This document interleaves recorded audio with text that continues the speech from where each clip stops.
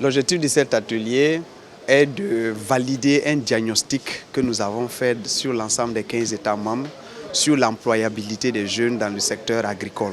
Secteur agricole grand A, agricole, sylvo-pastoral et halieutique, et de valider des propositions de stratégie pour améliorer cette employabilité des jeunes dans notre espace régional.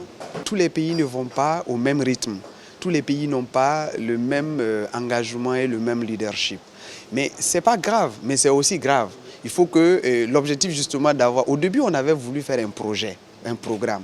Et ce sont les pays et les organisations qui nous ont dit non, il faut plutôt aller vers une stratégie pour mobiliser l'engagement des États. C'est pour cela que dans cette stratégie particulièrement, nous voulons aller vers le conseil statutaire de la CEDEAO et même aller au niveau des chefs d'État pour les faire prendre une déclaration sur l'employabilité des jeunes dans le secteur agro-sylvo-pastoral. Et si des formations adaptées sont données, il n'y a aucun doute que de nombreuses autres opportunités d'emploi vont s'ouvrir dans le secteur agro-sylvo-pastoral et halieutique, qui crée 35% de la richesse régionale, apporte 80% des biens alimentaires et occupe plus de 50% de nos actifs.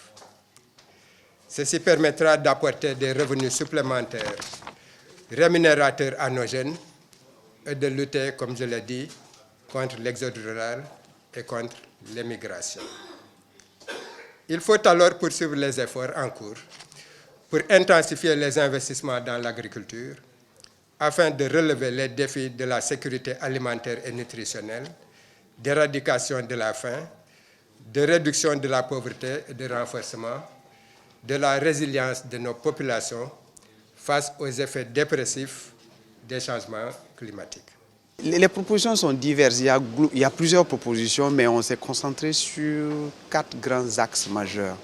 Le premier, c'est de favoriser le renforcement des capacités et le partage des connaissances. D'un pays à un autre, vous n'avez pas les mêmes expériences, les mêmes bonnes pratiques et les mêmes succès. Donc le rôle de la CEDEAO, c'est de faciliter le partage des connaissances et le renforcement des capacités. Le deuxième axe, ça va être d'améliorer l'attractivité du secteur pour les jeunes par des mesures de politique publique, c'est-à-dire par exemple par des réglementations ou des directives ou des protocoles que nos chefs d'État prendront, que nos instances statutaires de la CEDEAO prendront pour obliger ou en tout cas motiver les États à davantage investir dans ce secteur. Le troisième axe, c'est de regarder aujourd'hui comment on peut valoriser les nouvelles techniques de communication et d'information et la communication pour justement améliorer cette attractivité des jeunes dans le secteur.